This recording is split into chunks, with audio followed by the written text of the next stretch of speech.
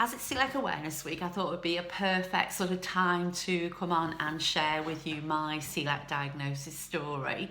I was diagnosed with celiac disease back in 2003, and I have so much to be grateful to my GP for at the time.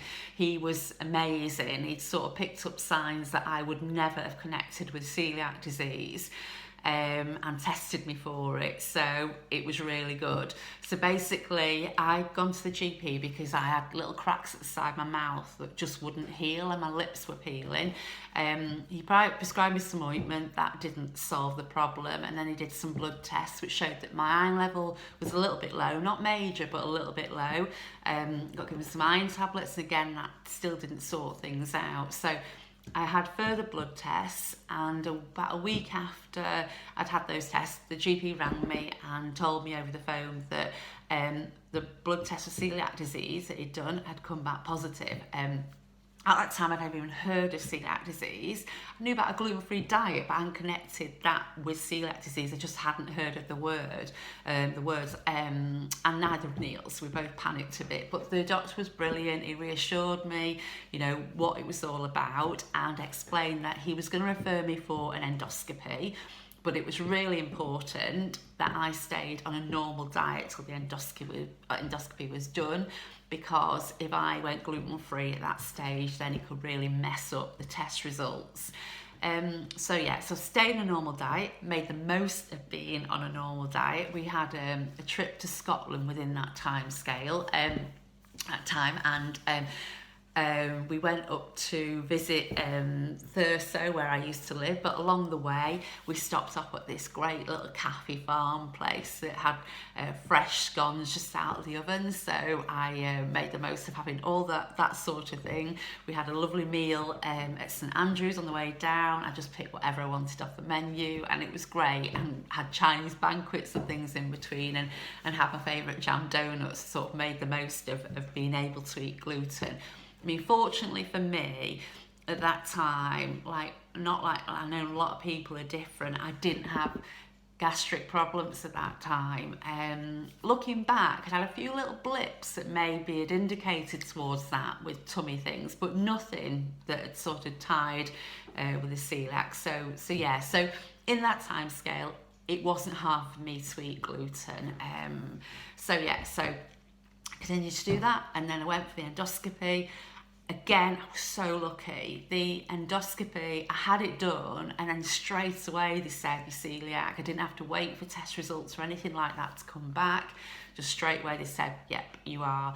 And because I've got a catering background, and I trained at catering college and everything, I thought in my head it'd be dead simple for me and I'd have no problem. But what I didn't get in the very beginning was that so much food has gluten in it. And I was referred to see a dietitian, but that was a little bit of a wait. I think that was another couple of months. Again, I can't quite remember. I think it was another couple of months. But in between, one of Neil's mum's friends came round, and she'd been diagnosed with celiac disease, and she was brilliant, and she brought with her lots of recipes, lots of companies' details, gluten-free company details that I could contact for packs, because when I was diagnosed, there was a lot of support for gluten-free products on prescription, because basically it's just offering you basic products just to, ensure you had your basics like your bread and stuff like that, and the rest that you could buy, and then a lot of things were naturally gluten-free. But shops weren't as they are now. The products that were available at that point were very, very limited. I mean, you were very lucky to even be able to go into a shop and buy a loaf of gluten-free bread. It was, it was a big thing when it started expanding. Lady came round, and she brought all this stuff, and it was great. And at the time, I was drinking a glass of lager, and unbeknownst to me, I never even thought about it, she said, you can't drink lager, that contains gluten. And it was like silly little things like that along the way that I'd not realised about. So even though I was experienced in the kitchen, it still took me a long time to get my head around the gluten-free diet. I mean, I didn't find it a challenge. It was just very, very, you know, unbeknownst to me, where I thought I was doing it right. I wasn't, you know, I was doing things like going out to a restaurant and sort of second guessing what would be okay on a menu rather than asking and things like that. And up until about 8 years ago, I didn't have my own separate butter pot at home, and it was only through working with a good friend who was celiac who said, you know, there's no way you should be sharing your butter pot. So that changed. And obviously now, I went working for Irritable, the gluten-free company, so I learned so much there, so much about the condition.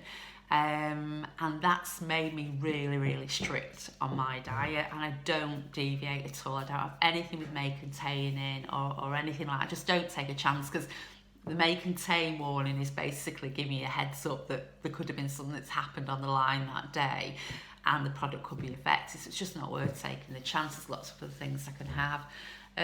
So over the years it's got so much easier.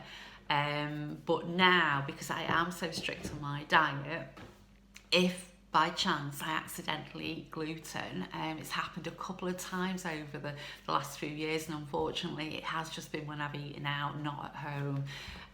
But if that does happen within, I'd say, an hour, I'm really, really sick.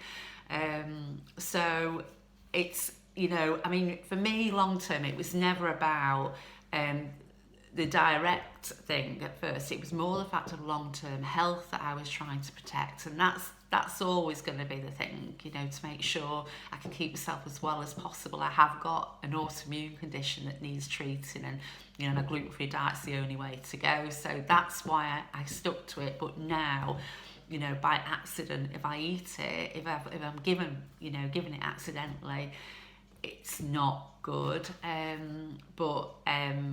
You know, at home, I've no problem at all with that. And to be fair, when you eat out, most of the time it's absolutely fine, and people have put great things into place. So yeah, that's my story. I'm going to do other little things that I hope might help as well, but that was my main symptoms. But I think to help other people, it'd be brilliant if you are able just to drop below, you know, like the comments, how you were diagnosed and what your symptoms were. It's so good to compare notes, and it's so good to raise awareness. Thanks for watching.